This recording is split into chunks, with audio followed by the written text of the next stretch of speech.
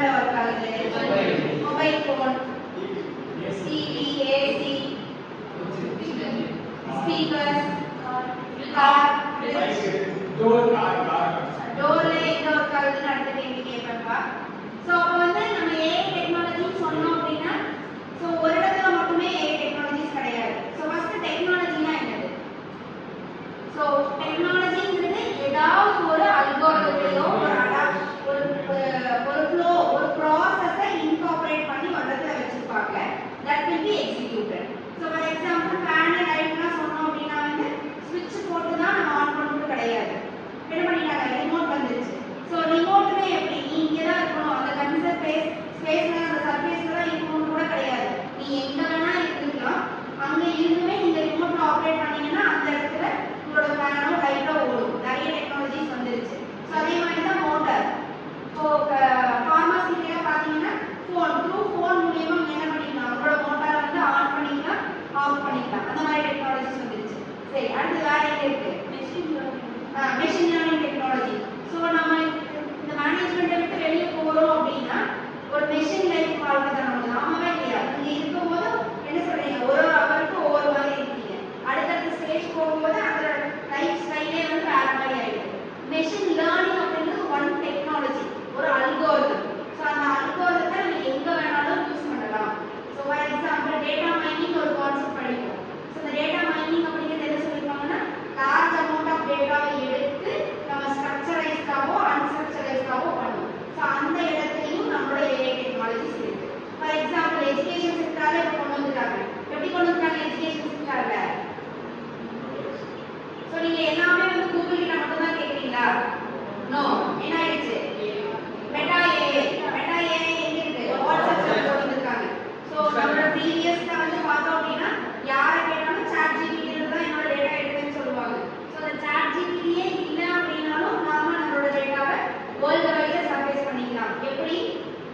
WhatsApp இல்லாத person யாருமே கிடையாது. சும்மா ஒரு சின்ன குழந்தைகிட்ட போய் கேட்டா கூட இந்த பொண்ணோ பையனோ வச்சிருப்பாங்க, கண்டிப்பா வாட்ஸ்அப் வச்சிருக்காங்க. ஸோ அதில் இப்போ நியூ டெக்னாலஜி இப்போ 1 month இருக்கும். அந்த ரீசன்ட் டெக்னாலஜி வந்து ஸோ உடனே வந்து மெட்டா ஏஐ வந்துருச்சு. அந்த ரவுண்ட் சர்க்கிள் மாதிரி இருக்கும். ஸோ அந்த சர்க்கிளுக்குள்ள வந்து நீங்க ஆஸ் யூஷுவல் நீங்க சர்ச் பண்ற மாதிரி இருக்கும். வேற எங்கெல்லாம் இருக்குப்பா? ரோபோட்டிக்ஸ் கேள்விப்பட்டிருக்கீங்களா? அமெரிக்கால வந்து ஒரு ரோபோ வந்து ஒரு டீச்சரோட ஒர்க் அப்படியே வந்து டிரான்ஸ்ஃபார்ம் பண்ணி அந்த ரோபோவே பண்ணுது. பட் ஆனா இந்த எல்லா டெக்னாலஜிஸ் வந்தாலும் ஏதாவது ஒரு நெகட்டிவ் இம்பாக்ட் அந்த இதனால இருக்கு. ஆமாவா இல்லையா? என்னது? இப்போ ஃபார் எக்ஸாம்பிள் டீச்சர் வந்து ஒரு கிளாஸ் எடுக்கிறதுக்கும் அஸ் அ ஹியூமன் டீச்சர் வந்து கிளாஸ் எடுக்கிறதுக்கும் ஒரு ரோபோ கிளாஸ் எடுக்கிறதுக்கும் நிறைய டிஃபரன்ஷியேஷன் இருக்கு. நீங்க என்ன சொல்லுவீங்க? எப்பவுமே வந்து டீச்சர் சொல்லி கொடுக்கறது தான் ஓகே எனக்கு புரிஞ்சுது. அதுவே வந்து யூடியூப்ல படிக்கிறது ஒரு சிலர் கன்வீனியன்ட்டா இருக்கும், ஒரு சிலர் வந்து என்ன சொல்லிருப்பாங்க கன்வீனியன்ட் இல்லைன்னு சொல்லுவாங்க. ஸோ அந்த கன்வீனியன்ட் அப்படின்னு எங்க வருது? அந்த ரிலேஷன்ஷிப்ல தான் வருது, அந்த கம்யூனிகேஷன்ல தான் வருது. ஹியூமன் கம்யூனிகேஷனையும் ரிலேஷன்ஷிப்ல தான் அது வந்து நமக்கு பெட்டரா ஃபீல் ஆகுதுன்னு நம்ம சொல்லுவோம்.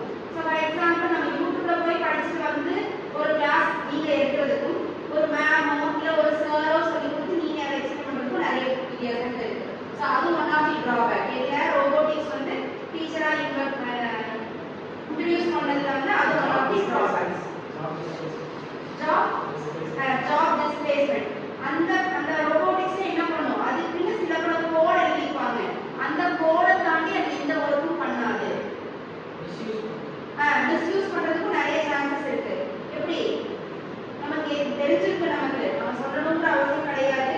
ஸோ மிஷின் அப்படிங்கிறது என்னது அப்படின்னாலே இது ஃபுல் அண்ட் ஃபுல்லாக என்ன இருக்கும்? ஸ்டோரி மூலியமாக தான் அது இருக்கும். இப்போ என்ன பண்ணணுங்கிறது நீங்க எல்லாத்துக்குமே எந்திரன் படம் தெரியும்.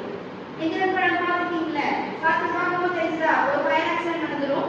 அதில் வந்து பார்த்தோம்னா அந்த ரோபோ வந்து எப்படி வந்து ஹெல்ப் பண்ண வருதுன்னு பார்ப்போம். ஸோ அது வந்து ரோபோ வந்து நிறைய பேருக்கு சேவ் பண்ணும். ஆனாலும் கடைசியில் அதோட இம்பாக்ட் என்னவாயிடும்? ஒரு லேடியை சேவ் பண்ணும்போது அது வந்து ஒரு மாதிரி நம்மளோட என்ன சொல்றது, அது வந்து மிஸ்பிஹேவ் பண்ண மாதிரி நமக்கு வந்து காமிச்சு ஸோ அதை வந்து என்ன சொல்லுவாங்க, அந்த ரோபோவை அந்த படத்தில் அப்படியே ஸ்டாப் பண்ணிடும். அப்புறமா அதுக்கு வந்து எப்படியெல்லாம் சென்ஸ்னா என்ன அப்படிங்கிறத லேர்ன் பண்ண வச்சு அப்புறம் தான் சக்ஸஸ் பண்ண வைப்பாங்க. அந்த ரோபோ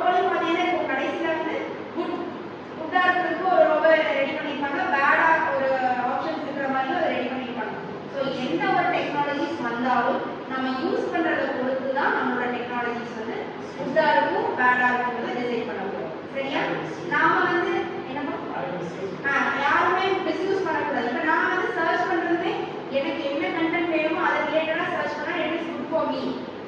அதுவே வேற விதமா சர்ச் பண்ணி இது பண்ணோம்னா it is good for others. It is good for others. ஆமா தானே? எனக்கு தேவை not good for others. Correct தான்.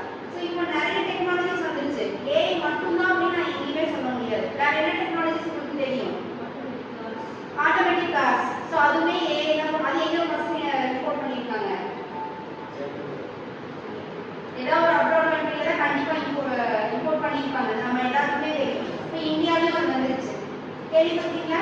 வந்துருச்சு. ஸோ ஆட்டோமேட்டிக் கார்ஸ் டெக்னாலஜி நம்ம இந்தியாவுக்கு கொண்டு வர ஆரம்பிச்சிட்டாங்க.